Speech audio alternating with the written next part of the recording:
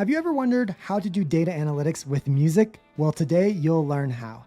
My guest today is Chris Riva, who is a music analytics savant and genius, and he'll share everything that he knows. He's a data analyst for an audio streamer, and he's literally writing the book on music analytics. In this episode, he'll tell us how to get into music analytics, how to get music data, how to analyze it, and what he's learned with years of analyzing music. Let's go ahead and get into it.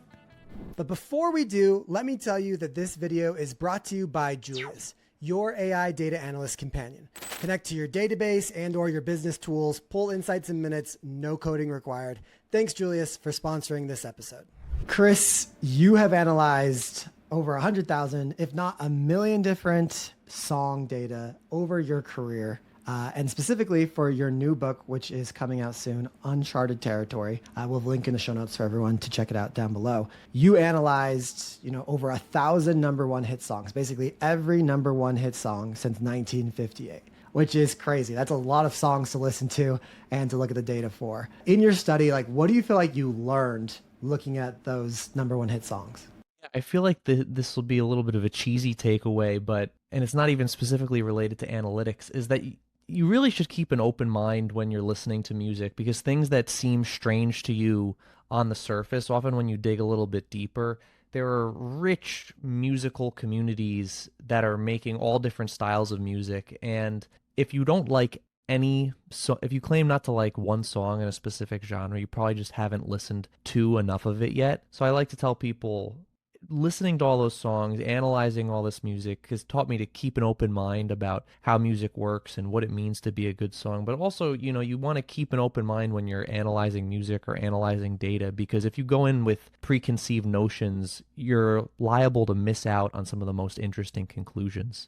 That's super interesting. It's interesting also as well, because for this study, you are, we should mention that you were a data analyst. You're now a senior product manager of data and personalization at AudioMac. So you know data analytics. And you did this study, in my opinion, from kind of two different perspectives. One, you have kind of more of a qualitative perspective where you're actually listening to all 1,000 number one hit songs, and you're thinking about it, and you're oh, that's interesting how they did this here, or that's I didn't really expect that here. But you're also doing it from a quantitative standpoint where you actually have the data, and I think I counted it was over 100 columns, 105 columns worth of data on each one of these songs, and you also have that database online. We'll have a link to the show notes down below. So you're doing a qualitative study while doing a quantitative study where you're looking for what your ears are hearing and kind of maybe what your brain's thinking and what your heart's feeling.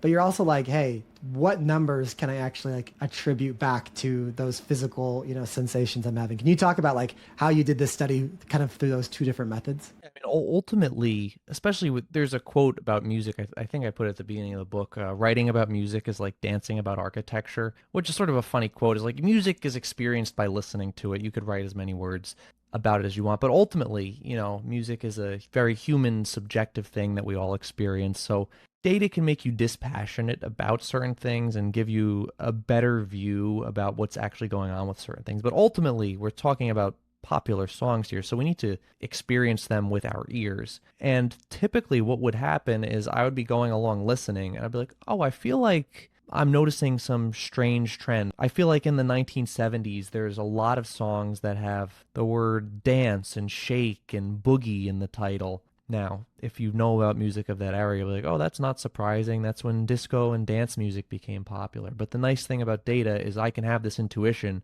and I can go check. I could just scan all the song titles, put together a chart, and be oh, there was actually a sharp rise in music using a specific type of language in this era. And that's what I sort of do throughout the entire book, is as I'm listening to these songs, my gut is telling me something, or there is something I've heard about before, and I'm all right, let's go check if this is actually the case. So it's the subjective and the objective, or, the personal and the quantitative, the qualitative and the quantitative are really wrapped together, I think, when you're talking about data and art specifically, but I think about data and anything specifically. You need to have a feel for something. You can't just analyze your way directly out of it without any feel for what's the data actually represents. I think some people don't necessarily know that, and they think that everything's data driven, and I guess it's kind of good if everything is data driven. But from my experience working in industry, data is usually used as a guide and like as a suggestion more than like absolute fact. So, for instance, when I worked for ExxonMobil,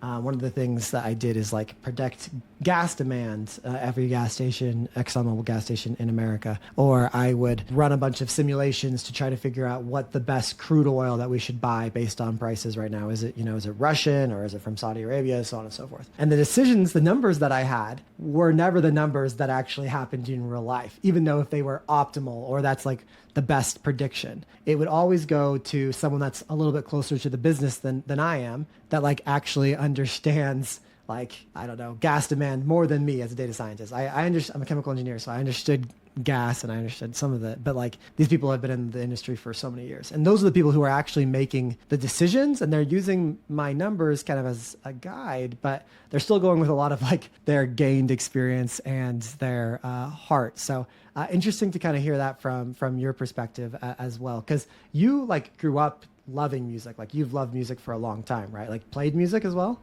Yeah, that's my first musical love. Is I Of course at first I was listening to music as a kid and was always really into bands and learning about, who played what instrument and X, Y, and Z. But since I was in middle school, I've played instruments. I've always enjoyed writing and recording songs and playing in a variety of bands. So my interest in writing about music first comes from just being a fan of making music and listening to music. And it was years later that I discovered that you could apply quantitative skills to something like this. But I totally agree with you. You want to have a feel for what your data is actually being used for, because ultimately, someone told me once, a model is a map. It's like a map of reality. We're never going to be able to use data to perfectly model everything in the world. Well, maybe one day, I don't know. But, the world's really complicated. So it's always good to have a feel for what's going on to trust your gut a little bit, because sometimes the data might be telling you something and you're just like, that just cannot be right. And lo and behold, often you go and look a little bit more closely and you made a mistake somewhere or you misunderstood something. Okay, that's really interesting. I wanna chime in on like one specific gut feeling that you may have had that you kind of found out in the book. So one of the things that you did in the book was you basically identified a period where there was fraud going on in the Billboard Top 100. Now, I'm not familiar with the music industry, especially when this occurred, which is like the 1970s, right? Like I was not alive then, and I am not a music buff. So is it like well known that like this fraud occurred in the 1970s?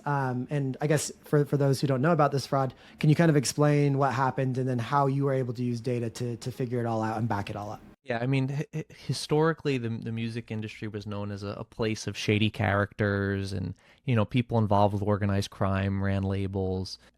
In the late 50s, all these radio DJs were hauled in front of Congress for what became known as the payola scandal, where basically they were getting monetary kickbacks to play certain songs on the radio. Congress was like, you can't do that. If you're going to be paid, you have to announce that you are being paid to play certain songs on the radio. This stuff didn't go away, it just morphed into different behaviors. So there was always talk about how in the 70s and the 80s, there were still some shady behaviors going on, especially in the world of radio. There's a great book called Hitmen by Frederick Dannon where he outlines some of this stuff. But again, I was aware of some of this in the back of my head. But I was looking at this Billboard number one hit data, and I noticed something strange, that during the 1960s, your average number one hit stays at number one for about 3 weeks. And then in the middle of the 70s, it just takes a complete nosedive and it gets very, very close to 1 week, which it can't go lower than one.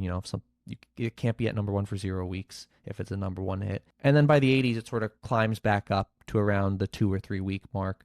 And I was like, oh, that's sort of a strange decline. And again, that felt odd, so I started looking into some other data, and I noticed that when songs would lose their number one slot on the charts, during that same era, they would fall down, say, 5 or 6 positions, whereas in all other eras, they would only fall down 1 or 2 positions. So, say, going from number one to number three, now they were going from like number one to number six when they were losing their top slot. So this is weird. I mean, we're seeing anomalous data, but then I need a smoking gun to write this story. I can't just say something weird is going on, because sometimes there is just oddities in your data. A lot of things change. And I find this character named Bill Wardlow, who was involved with the Billboard charts at the time. He was actually the director of the Billboard charts. And people over the years have said that if you were in his good graces, you could just be like, yeah, I need this record to be number one this week.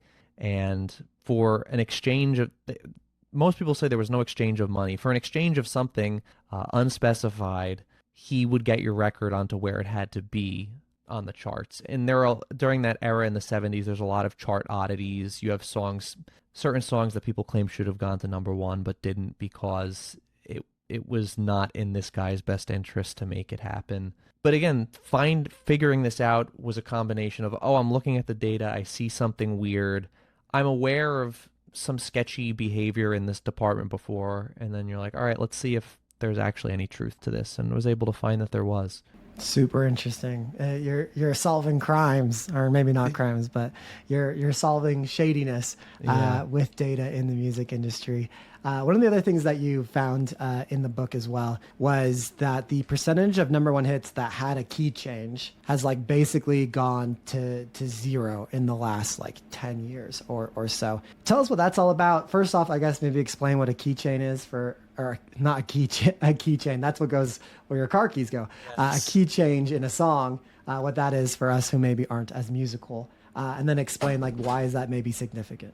Very odd. I've written about this before, and it always gets quite the reaction online when you say there are fewer key changes, because I'm of the impression that this is sort of a niche, music theory topic, but it seems to get people really going. So they seem to have an intuitive grasp on this. When you think of a musical key is like a set of notes that a song is based around. And if you change the key, it means this different other part of the song is now based around a different set of notes. That sounds sort of imprecise and complicated, but when you hear some examples of it, it's obvious.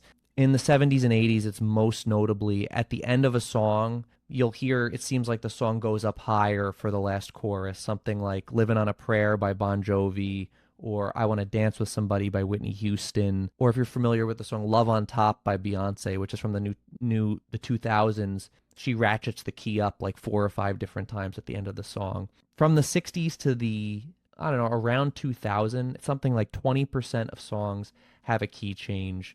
Not all of them are using that specific key change, which is sometimes called the gear shift key change, because it feels like you're shifting a car into a higher gear. And then it plummets down to zero, and it's still pretty close to zero these days. Key changes are not that common in popular songs. I think the reason people find this observation interesting, and again, this was an observation at first that I just felt like this was happening, and then I went and measured it, and it was the case, is that people associate key changes with some sort of musical complexity. So sometimes people try to extrapolate this to say, oh, popular music is becoming less complicated, and people get upset about this to some degree, thinking that there's no expertise or there's no craft in our popular songs as there once were, when the Beatles were topping the charts or whatever. I don't think this is exactly the case.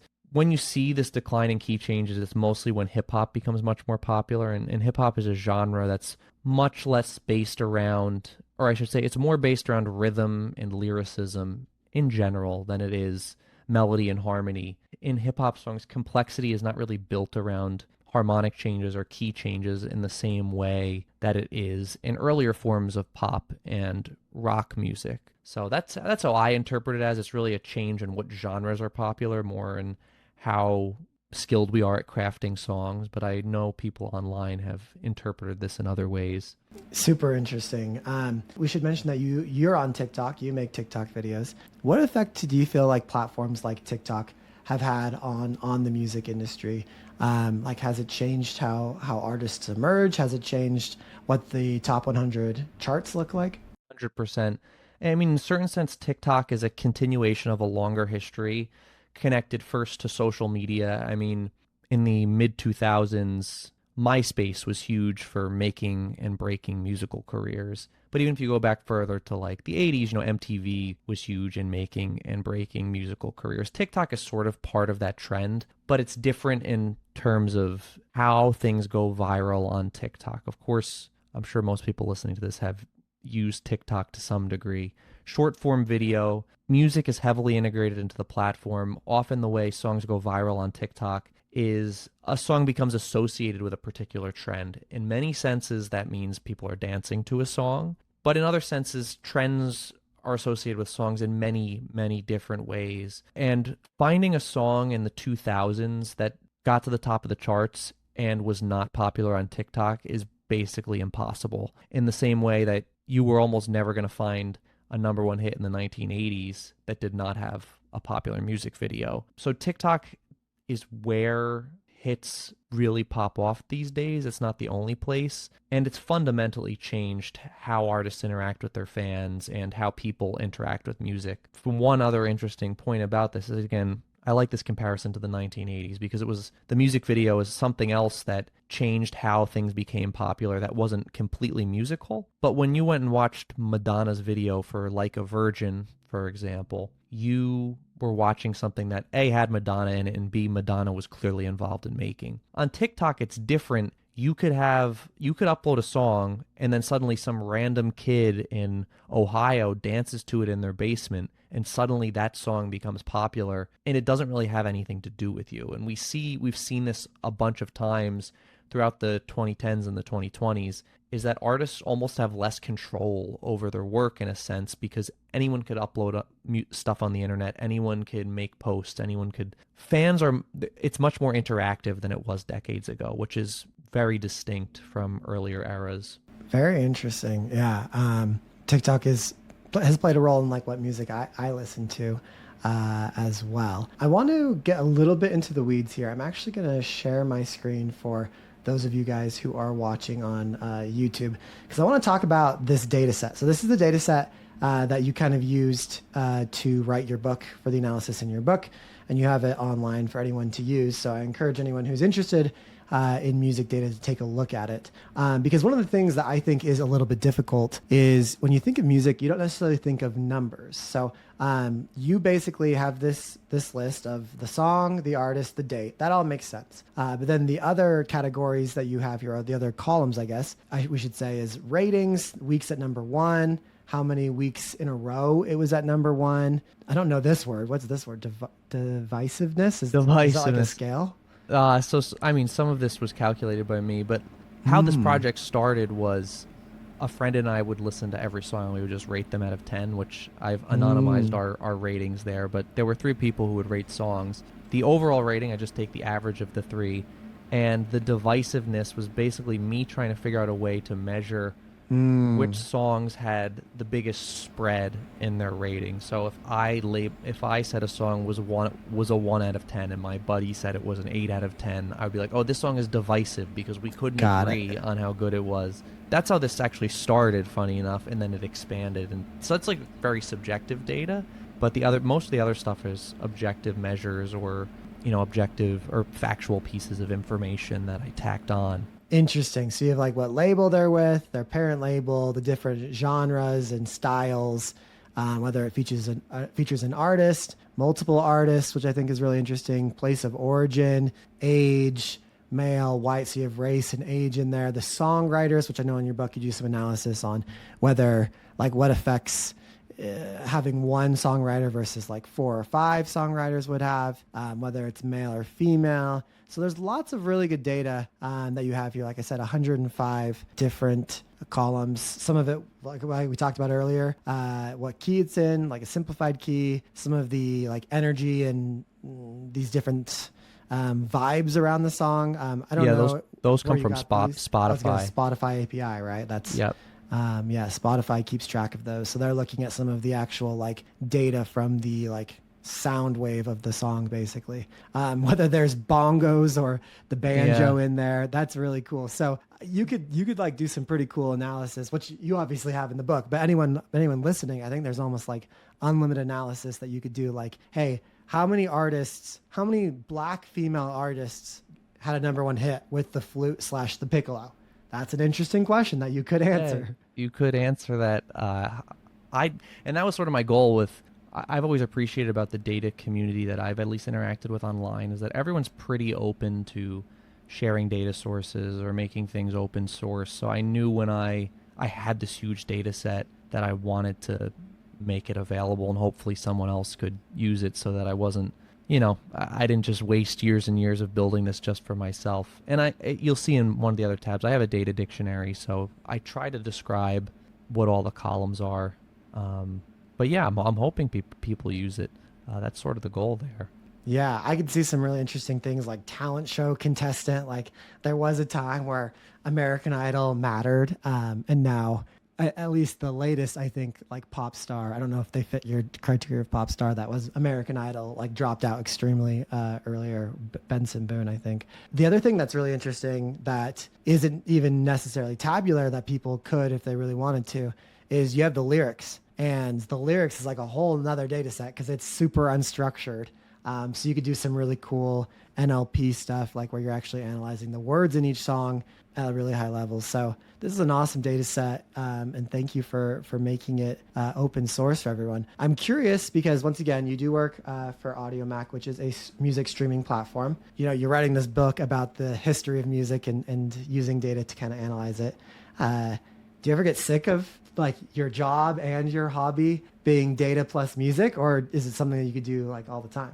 I haven't burnt out yet. I know I've had a couple friends that are worried that I will flame out with this because I've been so invested in it for so long. But I mean, still, I turned 30 earlier a couple months ago, and I still love it. I still love all the musical stuff so far. I try to do some other things occasionally to give myself a little bit of a musical reprieve. But right now, I'm still having fun with it.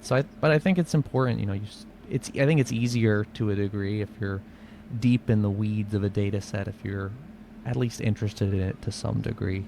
We were talking before we hit record that the process of writing a book is just extremely difficult, which I have heard. I have not done, but I've heard. And so I think it makes sense that you want to write a book or do anything hard about something you're passionate about, because when those hard moments do come, you are like, at least it's kind of fun to do all of this. So I'm glad you're still enjoying it. You know, we talked about the data set just barely. I'm curious, like we mentioned the Spotify API or Spotify has some data available. I'm curious, like if you need to go find like a music data set, what are some of the resources or some of the methods you try to go find that data? Yeah, I mean I know certain people who write stuff with data is they'll basically start with a data set and be like, "Oh, I found this great data resource. I'm going to write something about it." And I've done that before. What I typically do is I usually have a question and then I'm like, "All right, I have to go find data for this." Which has its, I mean, there's been some stuff I can't write about because I'm not able to locate data, even if I think the question is interesting. Some of the valuable musical resources that are out there that are generally easy to use. The Spotify API is great. They've locked some of it down recently. I think they're trying to prevent other people from using it to train LLMs, but you can still access a lot of great data there. Wikipedia is a great data source. Wikipedia has an API that it's a little bit janky, but there's a lot of great stuff on there, and you can access basically any Wikipedia page. And Wikipedia has lots of great lists. So I love like list of every rock artist or list of every 1980s pop star, and you can pull all those down and access all the pages and see certain things about those. For example, something I did with that was I try to do something about nepotism because if your parent is popular, usually they'll be listed on your Wikipedia page, linking back to their own page. So I was like, all right, let's look at every pop star defined however you want and see how many of them have parents who are also famous or famous enough to have a Wikipedia page. So there's some fun stuff you could do with Wikipedia. Music Brains is another big one. This is a huge open source music project that has more data than you could ever possibly dream of. Billboard is not open source, but people scrape like the Billboard charts, and you can, if you just search Billboard chart data, you could find the entire history of the Hot 100. Kaggle, they have a lot of data sets on there. Occasionally there are some music data sets that are useful. And then there are some, all that stuff I'm talking about is free. There are some paid resources. You could use Chartmetric is a big one for the music industry, which is pretty cheap, relatively speaking. They scrape and they have data on base for every song from basically every platform. You could see how many radio stations in Kenya have added a certain song or something. It's pretty overwhelming. Great resource. You'd have to pay for it. And then Luminate, which is much more expensive to the point where if you're a single person, you're probably not paying for it. Luminate is the company that powers the Billboard charts. So there's lots of music data out there. And don't be if you're looking for something and you think someone might have it, don't be afraid to email them. I've come upon a couple data sets in my life just because I sent a cold email to somebody and they were like, "Oh yeah, I know how to get that. I'll let you know. Give me a call." So you got to poke around, but it's out there. The power of networking. That's super cool to hear. You obviously, you work with data at work. For this book, you crunched a bunch of numbers. For your newsletter, you crunched a bunch of numbers. For the book, you created a decent amount of charts and graphs. I'm curious, like, what are your go-to data tools if you're going to be analyzing data, and what did you use to make the charts in the book? If I'm at work, I'm mostly in the SQL, Python, Pandas land, and Excel. I don't know. You can't really avoid Excel. It does a lot of great stuff. So still rely on Excel, but during the day, I'm basically right during my work day. I'm writing a lot of SQL queries, and we use an open source visualization tool called Superset, which I think was developed by people at Airbnb, and they open